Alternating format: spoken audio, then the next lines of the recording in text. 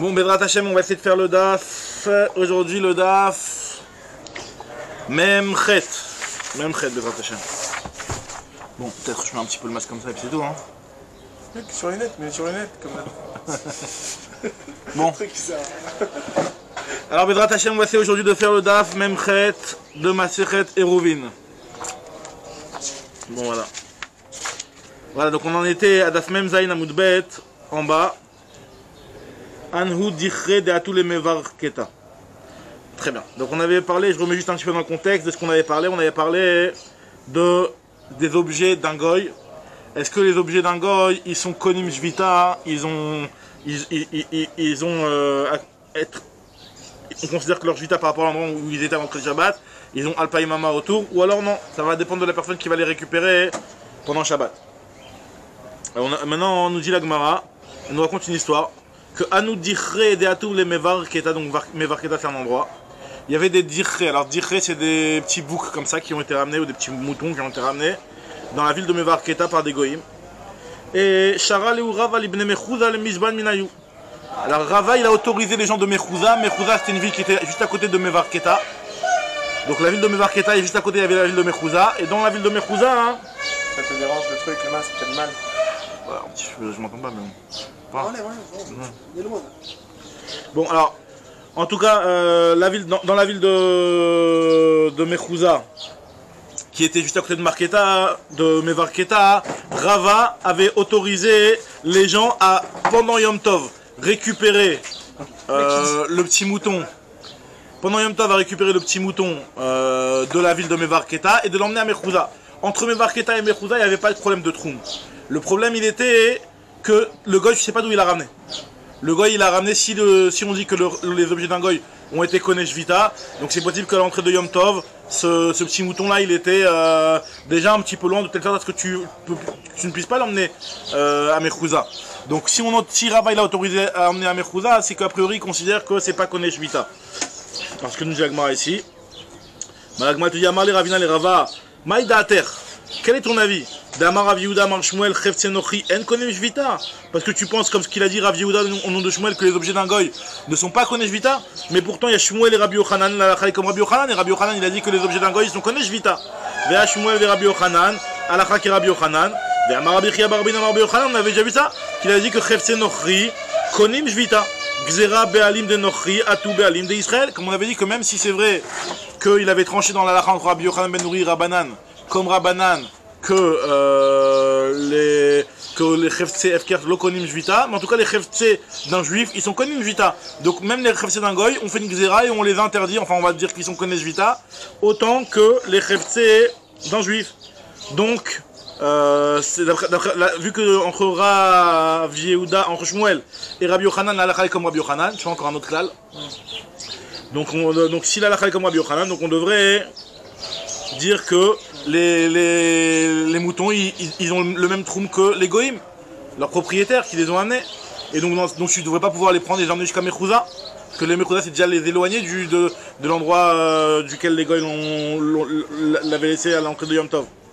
Alors c'est là que moi je te dis, t'as raison. En réalité, Rava il n'a pas autorisé aux gens de Mechouza à l'emmener à Mechouza, mais tout simplement aux gens de Mevar Keta de le manger sur place. Parce que vu que c'est dans l'intérieur de la ville de Mevar Keta, toute la ville de Mevar Keta elle est considérée comme Rabba Amot. Je dis ce que nous dit ici. Amarava lis dabinu livne Mevar Keta. En réalité, c'est seulement les gens de la ville de Marketa qui ont le droit de l'acheter. Des Kula Mevar Keta, les Didhu Kedaed Damod Amia. Parce que pour les gens de Mevar Keta, la ville de Mevar Keta en soi, elle est considérée entièrement comme faisant Arba Amot, et donc il n'y a pas de problème de sortir du héros, de sortir du troum de là-bas, parce que tout ça c'est considéré comme Arba Amot. Très bien. Tani Rabbi Chia. Cherem Sheben Troumé Shabbat.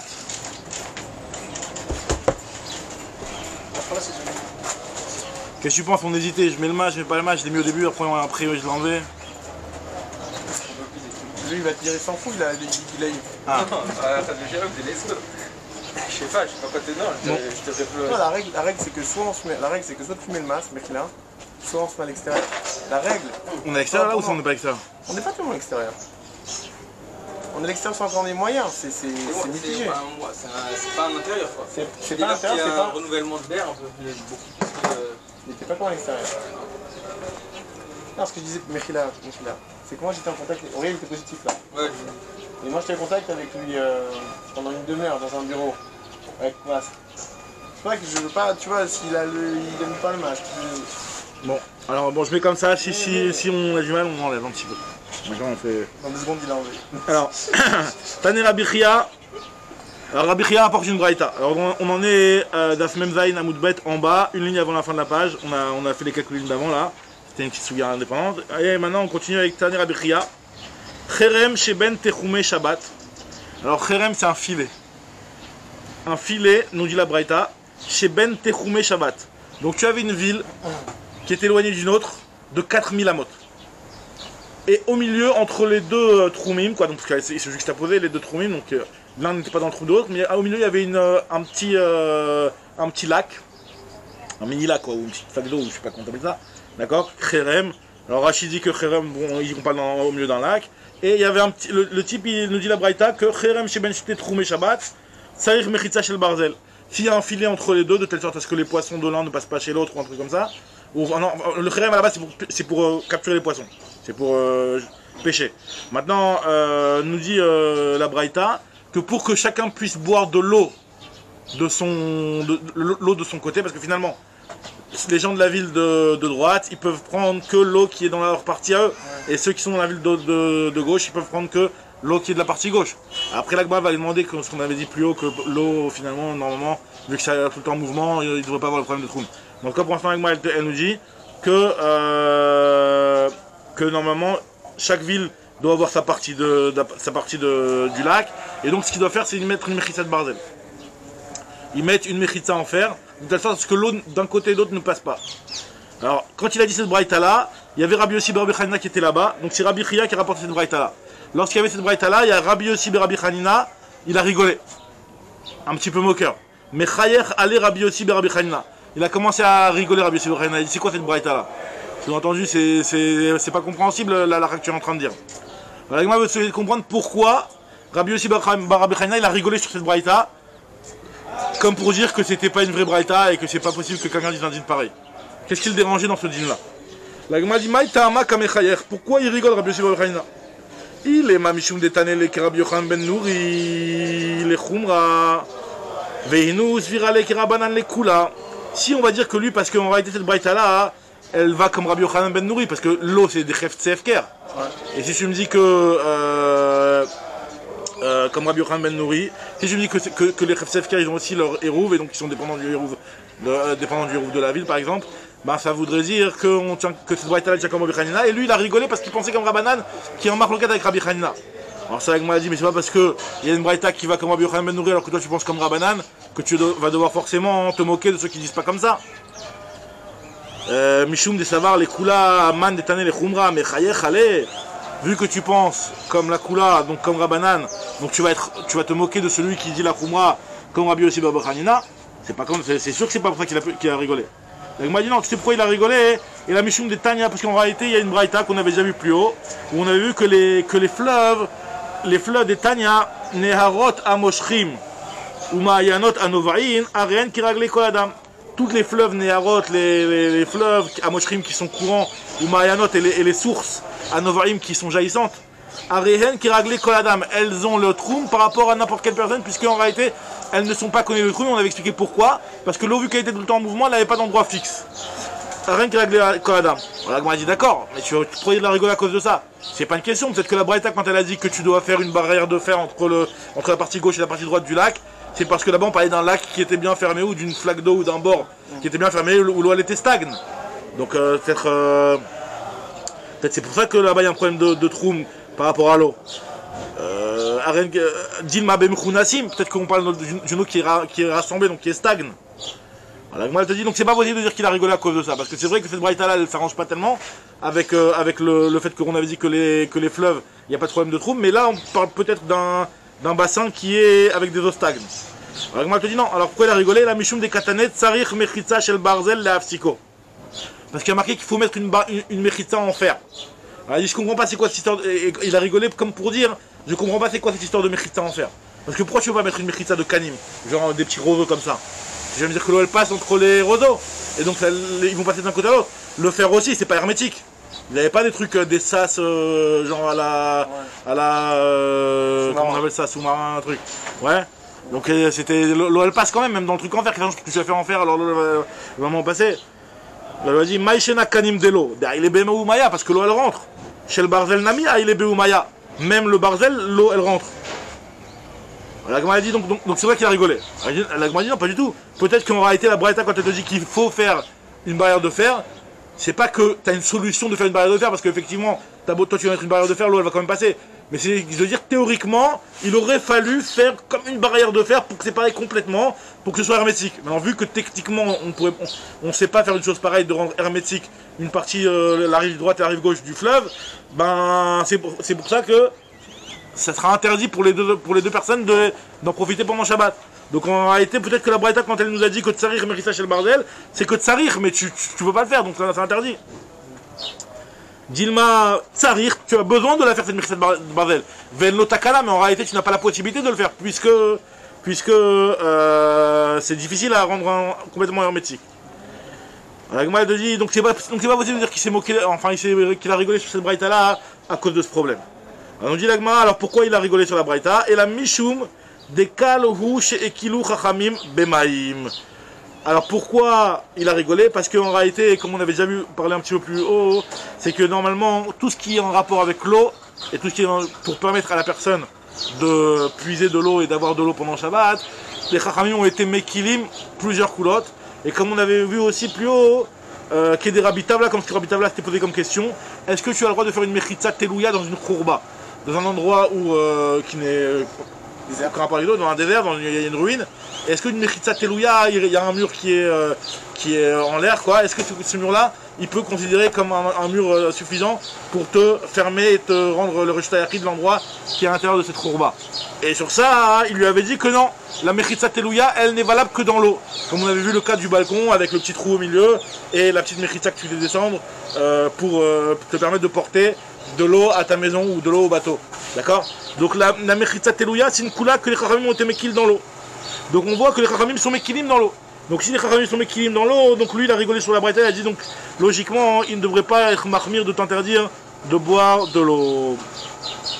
Donc tu devrais autoriser complètement même une petite mechitza de n'importe laquelle, une petite mechitza bidon. C'est ce que nous dit l'Agma ici, je reprends dans les mots.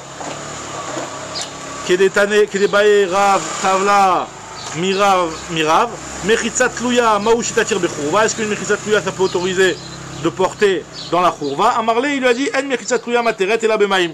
Une mechitza tlouya n'autorisera à porter que dans lorsque tu es en rapport avec de l'eau, à savoir donc pour te permettre de pouvoir boire un endroit.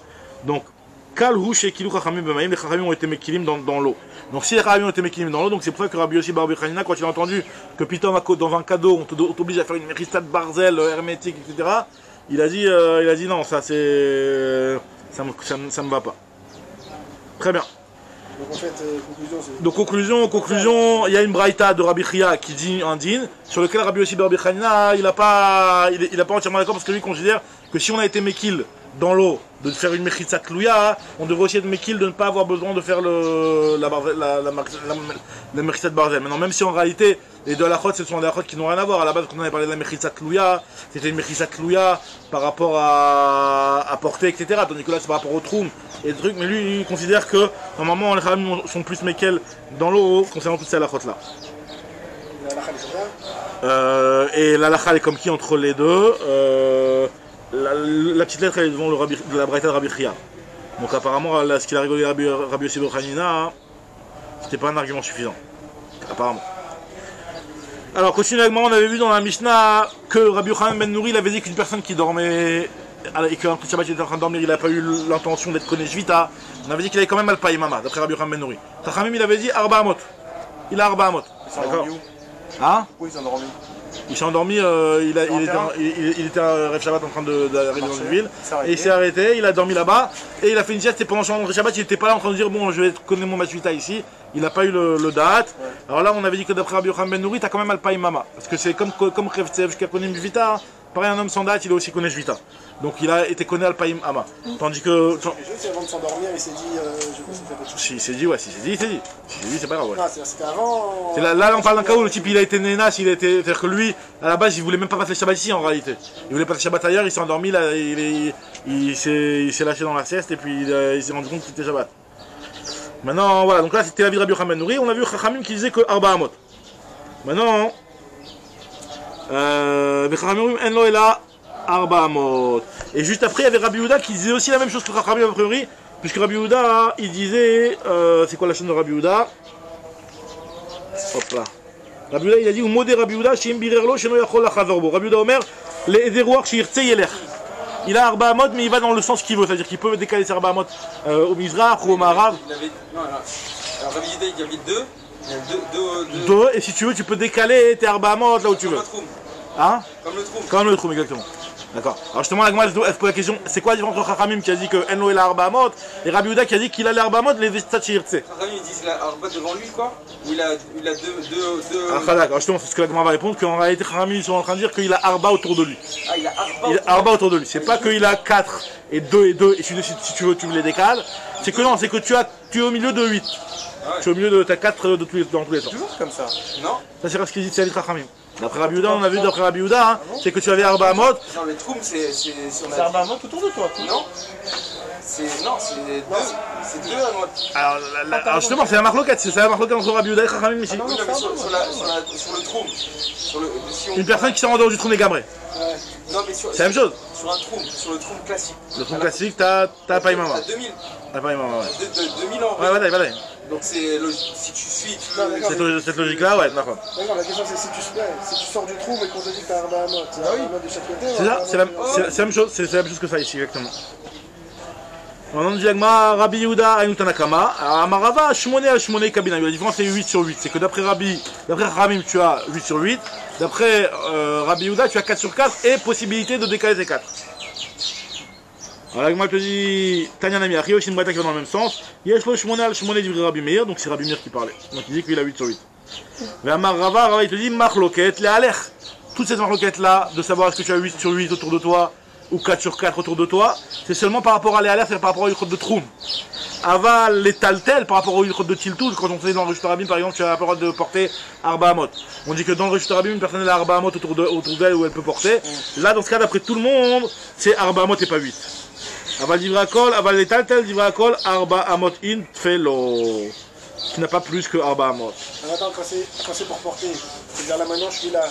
Tiens, je peux faire 4 Amot. 4 Amot, pas 2. 4 Amot devant. Et si je fais 2, je peux revenir faire 2 ou... Ouais, tu peux faire par contre mais Arba Amot. Il y a Torah en tout cas, ouais, là, même d'Arba. Ouais, mais c'est ce qu'on peut faire 8 d'un coup. Mais en fait, ça revient en aille. Non, faut pas faire plus de 4 d'un coup. Oui. C'est ça. Donc, mais en tout cas, tout le monde est d'accord que. Parce qu'en réalité, c'était quoi l'idée? L'idée, c'est de dire qu'une personne, elle a, comme on va voir juste après, le domaine dans lequel elle siège. C'est seulement cet endroit-là qu'il a le droit de déplacer. Donc il y en a qui considèrent que c'est les 8 Amot, il y en a qui considèrent que c'est les Arba Amot. D'accord? Maintenant après par rapport à porter, tu dois peut-être dire c'est la même chose, parce que voilà, tu as le droit de sortir, t'as pas, quelque part, les Arba Amot autour de la personne, c'est comme si tu as entre guillemets une sorte de Reshut Yachid, c'est pas un vrai Reshut Yachid, c'est dans la rue.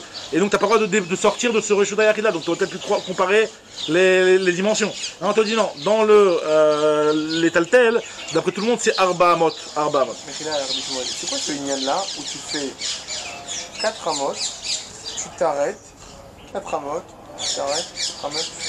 Par contre, mais Arba Amot.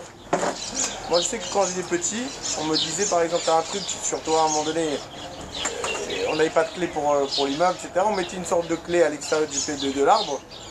Et mon père me dit tu fais 4, tu t'arrêtes. 4, tu t'arrêtes. Par contre, mais Arba Amot. C'est-à-dire que t'es conné.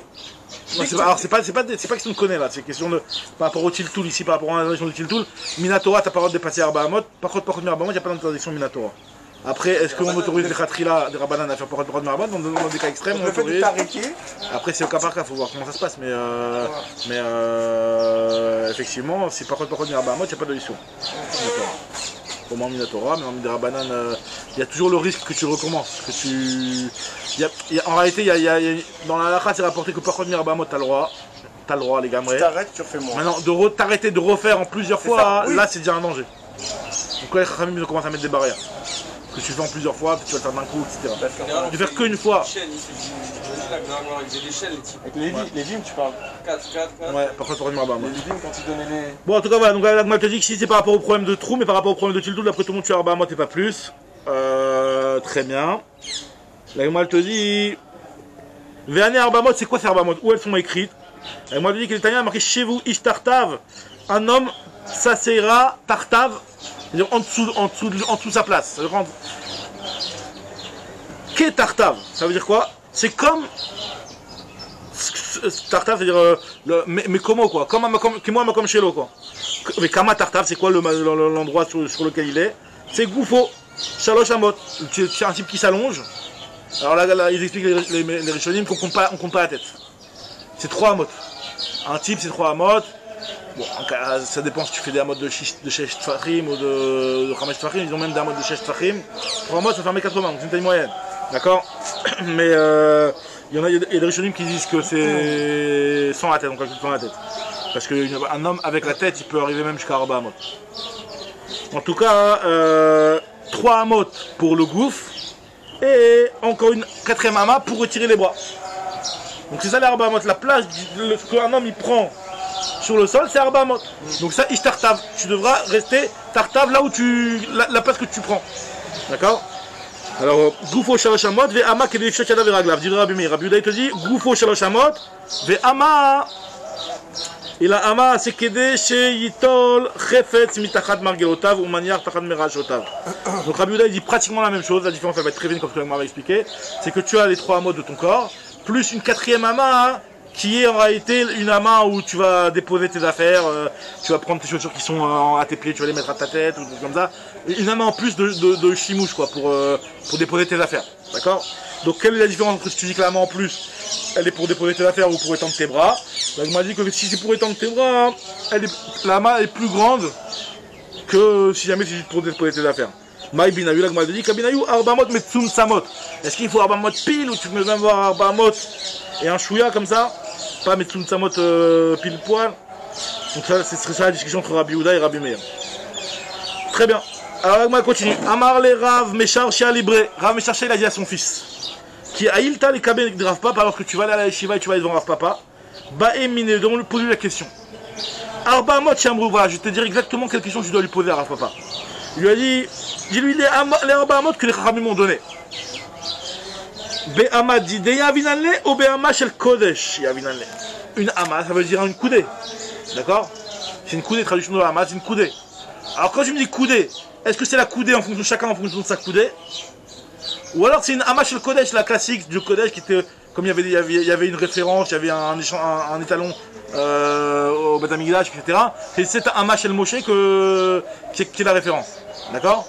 C'est quoi? Alors si tu veux me dire que c'est par rapport à une ama de référence, alors je comprends pas Ogmelech Rabashan, un type qui est grand comme Ogmelech Rabashan. Pour lui tu vas lui donner Arba Amot, Arba Amot tu peux même pas poser même pas sa semelle. Ogmelech Rabashan Maté Alav, qu'est-ce qu'il va faire pour lui? Ah tu vas me dire que non, on va aller après la coudée de chacun. Hein. Donc Arba Amot, il aura ses 4 Amot à lui, parce qu'en réalité, même un géant il est proportionnel. Normalement, logiquement. Il est proportionnel, donc il a sa coudée, tu lui donnes 4 coudées, il peut se mettre. Géant, pas géant, tu lui donnes 4 coudées, il peut se mettre. Attends, mais s'il y a une ama comme ça de référence, ouais, partout il y a des marques loquettes, alors il y en a une référence pour le Kodesh et pour les qu'on a vu que Amat Binyan et Amat. Même pour le Kodesh, on avait vu des différences. Ouais, c'était pas qu'il y avait une marque loquette, c'était qu'il y avait il y a différents types d'ama. Il y a la ama de type 1 et ama échelle 1 et ama échelle 2, tu vois. Mais c'est ça. Maintenant, en tout cas, l'Agma elle te dit ici que et s'il te répond que chacun va aller ça pour te répondre à la question de Ogmelech Rabashan, il va te dire qu'on va aller selon la coudée de chacun. Alors, l'Agma elle te dit pourquoi le cas des Arba Amot n'est pas cité dans une Mishnah. Il y a une Mishnah spéciale dans le chasse qui fait référence et qui cite une liste de choses qui dépendent du goût de la personne. Par exemple, Melo Lugmav pour Yom Kippour. Tu as le droit de boire les shiurim, c'est Melo Lugmav. Ça dépend du Melo Lugmav de chacun. Bien sûr. Chacun en fonction de son Melo Lugmav. Melo Lugmav, c'est-à-dire une joue. Une joue. Donc si jamais le Jeep il est géant, il aura une joue qui sera un révite. D'accord? Et il y a une liste de choses comme ça là-bas qui sont citées. Et donc c'est des choses qui sont références et dépendantes de la taille de la personne. Pourquoi on n'a pas mis l'Arba Amot dans la liste? Si vraiment ça dépendait de chaque personne, comme Ogmel Rabajan. La Gemara a dit non, parce que si on avait mis dans la liste et qu'on avait dit que ça dépend de chaque personne, on aurait pu être en galère dans des cas où un type il est nanas be'evarav. C'est quoi nanas be'evarav? Ça veut dire que lui il est normal, 1m80 ou je sais pas quoi, mais il a des bras de tout petits bras. Donc là, dans ce cas, il est nanas be'evarav, il est nain dans ses membres, c'est-à-dire qu'il est déformé, il a une déformation. Là, tu vas d'après sa coudée à lui, le type, tu vas lui donner la moitié de son corps. Donc c'est pour ça que là, on ne peut pas dire clairement que ça dépend de la coudée de la personne. Parce que dans ce cas-là, ce sera une exception où effectivement ça ne dépendra pas de la coudée de la personne. C'est ce que nous dit la Gemara ici. Alors, Maté Allah, Ve'im Amar Lecha Be'amadide. C'est vrai que je vais toujours en fonction du bonhomme, sauf dans ce cas de. Et extrême, voilà.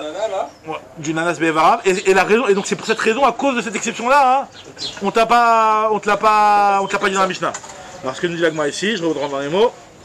Maté, si tu me dis qu'on fait depuis la mode du Kodesh, on met Rabachan Maté Alav. Ve'im Amar Lecha Be'amadide, et on va d'après la mode de chacun. Il y a Vinanle. Eimale demande-lui, Maïta Amal, Lokatane, la Gabe Yeshamru, Akolefim, Machi ou Adam. Pourquoi on l'a pas cité dans la Mishnah dans Kelim là-bas, qui donne la liste de toutes les choses qui dépendent de la personne elle-même? Alors, moi je dis qu'il y a Tal et Kamed de Rav Papa, lorsqu'il est arrivé devant Rav Papa, donc le fils de Rav Mesharchia, il est arrivé devant Rav Papa pour lui poser cette question-là. Marle, Idaikinan Kuleha, Eloa Vetaninan Leolam. Il dit, si tu commences à être pointilleux sur les dioukim des Mishnayot à ce point-là, pourquoi on n'a pas cité ce cas-là, etc., tu t'en sors pas, il lui a dit. Ah, mais il lui a dit, mais en réalité quoi? Léolam Bermadide, on va d'après la personne. Et il y a Vinanle. Mais des Kakashalecha, et la question que tu as eue, pourquoi on l'a pas cité dans la Mishnah de Kelim, là-bas où on te donne tous les trucs qui dépendent de la personne? Mais des Kakashalecha, Maïta Amal, Katane Gabe Shamrou, de l'opsicalé, parce que c'est pas quelque chose de clair de dire que ça dépend de la de la personne. Parce qu'il y a des cas Mishum de Ikan, Nanas Bevarav. Il y a une personne qui est nain de ses membres. C'est-à-dire qu'elle a des membres qui sont petits, c'est-à-dire qu'elle a des bras qui sont petits. Dans ce cas-là, elle, tu ne peux pas lui dire d'après sa main à lui. Très bien. Très bien, donc moi elle continue maintenant, elle reprend la suite de la Mishnah qui avait dit que si jamais on avait dit que dans un cas où il y a Arba Amot, d'accord, et chacun a que Arba Amot, mais ils ont des Amot en commun, ils ont le droit de manger ensemble. Si jamais il y avait 3 personnes et que la personne de gauche elle avait une Amot en commun, deux Amot en commun avec celle du milieu, la personne de droite avait deux Amot en commun avec celle du milieu, on avait dit que dans ce cas-là, celle du milieu peut manger avec droite et gauche, mais celle des extrémités ne peuvent pas, et la Gemara avait donné un machal. Machal et Madavardomé au Khatserot, quand il y avait 3 Khatserot et que le Khatser du milieu il a fait le hérouv avec celui de gauche et celui de droite, mais eux n'avaient pas fait ensemble le hérouv, que celui du milieu a reporté avec celui de droite et de gauche, mais les extrémités n'ont pas reporté ensemble. Donc là, moi je dis pourquoi tu as vraiment apporté un Machal? C'est qu'est-ce que le Machal vient m'ajouter ici? La Mali, les Mimar, les Madavardomé. Pourquoi tu me compares et tu me rapportes les Madavardomé? Donc moi je dis c'est comme ça ce qu'il a voulu dire, Rabbi Shimon, les Rabbanan. Rabbi Shimon donc qui a parlé avec Rabbanan dans la Mishnah. Encore une fois, c'était Rabbi Shimon qui a dit les Madavardomé. On dit la Gemara, Mirde les Madavardomé, puisque ce cas-là ressemble à quel cas? Ça ressemble au cas des Khatserot. Donc de la même façon que dans les Khatserot, vous êtes en marloquette, soyez en marloquette aussi dans le cas de Troumin. Mirde les Madavardomé, puisque ce cas-là, auquel cas il ressemble? Ce cas de Troumin où chacun a Arba qui sont inclus les uns dans les autres. À quoi ça ressemble? Les Shalosh Khatserot à Peturot ou les Zou, ou Peturot et Rosh Tarabim, ça ressemble au cas de 3 Khatserot qui sont ouverts l'une dans l'autre et qui sont aussi ouverts sur le Rosh Tarabim. Maïchena Hatam de Palginou, pourquoi là-bas vous avez été en marloquette avec moi, donc comme on va le voir juste après ça, que Rabbanan ont été en marloquette avec Rabbi Shimon dans le cas du Khatser, ou Maïchena Achad et Lopaliktu, et pourquoi ici vous n'êtes pas en marloquette? La Gemara dit non, c'est pas la même chose. Rabbanan Hatam Avshe Diurin, Achal Lo Avshe Diurin, il y a une différence. C'est que là-bas, Avshe Diurin, c'est-à-dire quoi Avshe Diurin? Dans le cas du Khatser, il y a beaucoup de Diurim, il y a beaucoup de personnes. Donc c'est pour ça, il y a un risque que les gens ils viennent à confondre et qu'ils disent que voilà, si tu autorises à porter, ils vont se dire ah non, c'est qu'on a le droit de porter même si on n'a pas fait le roux du tout. Tandis que là, lo afsha diurin, c'est ça. Comme Rachid explique, il dit que quand il y a beaucoup de diurim, les diurés à Khatserot sont beaucoup nombreux et ils ne sauront pas faire attention, ils vont venir apporter même des kelim. Parce qu'on va sinon dire Rabbanan. Rabbanan ils sont d'accord avec Rabbi Shimon. Qu'est-ce qu'ils ont dit Rabbanan? Rabbanan ils ont dit que puisqu'ils n'ont pas tous fait le hérouv ensemble, donc personne n'a le droit de porter avec personne. Alors, je dis pourquoi Rabbanan t'es pas en désaccord aussi avec moi dans le cas du Troumin, que puisque la personne de gauche et la personne de droite ils sont pas ensemble, donc personne n'a le droit de manger avec personne. Autant que ce que tu étais en marloquette dans le cas du Khatser. Donc moi, je dis, dans le khatser, il y a beaucoup de personnes. Il y en a qui ne sauront pas faire attention. Si tu vas dire, tu peux avec à droite, tu peux avec à gauche, mais droite et gauche, tu peux pas, les gens ils vont pas comprendre. Et ils risquent d'en avoir qui vont porter du Ritsona au Ritsona de gauche, au Ritsona de droite. Donc là, il y a un risque. Tandis que là, ils sont trois.